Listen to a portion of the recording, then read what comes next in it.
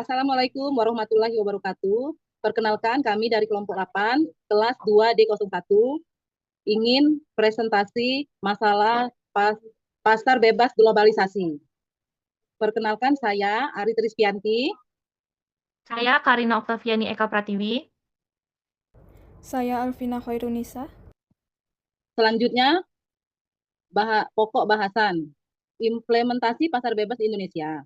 Indonesia secara resmi mengadopsi sistem ekonomi terbuka sejak 1980-an, ditandai dengan kebijakan liberalisasi, perdagangan, dan deregulasi ekonomi. Bergabungnya Indonesia dalam WTO 1995 dan keterlibatan dalam perjanjian perdagangan bebas seperti AFTA, ASEAN Free Trade Area, dan RCEP, Regional Economic for terhadap sistem pasar. Kebijakan ini membawa Indonesia pada dua realitas. Satu, positif, akses terhadap pasar global, peningkatan ekspor komoditas dan masuknya investasi asing. Dua, negatif, ketimpangan perdagangan, deindustrialisasi serta persaingan yang erat bagi pelaku lokal. Selanjutnya, analisis dampak pada sektor ekonomi yang terpengaruh.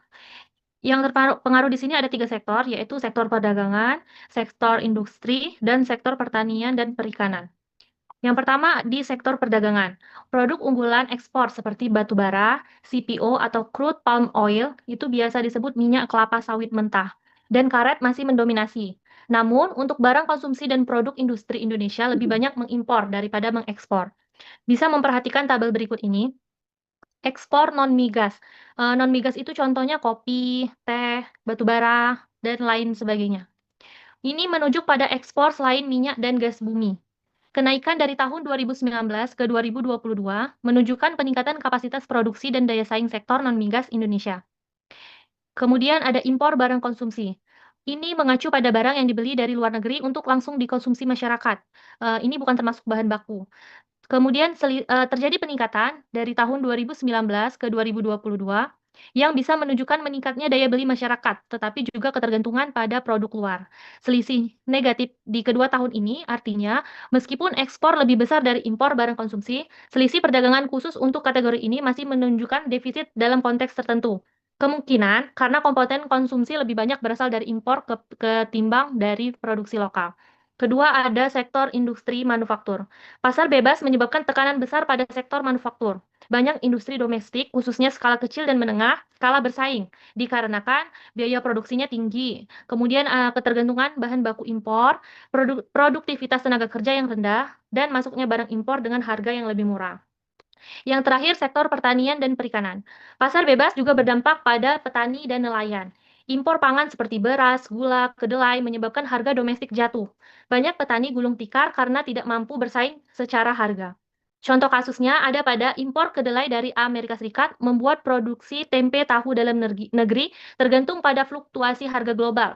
Akibatnya, petani lokal enggan menanam kedelai karena harga jual tidak menutupi biaya produksi. Ketimpangan struktural dan ketergantungan ekonomi. Salah satu konsekuensi serius dalam pasar bebas adalah ketergantungan terhadap impor dan terjebaknya Indonesia dalam rantai nilai global sebagai pemasok bahan mentah.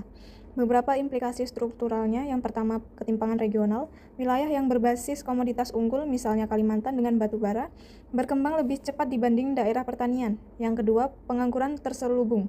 Sektor formal tidak menyerap tenaga kerja secara maksimal akibat minimnya industri pengolahan. Yang ketiga, defisit teknologi. Kurangnya transfer teknologi dari investasi asing karena lemahnya peran R&D lokal.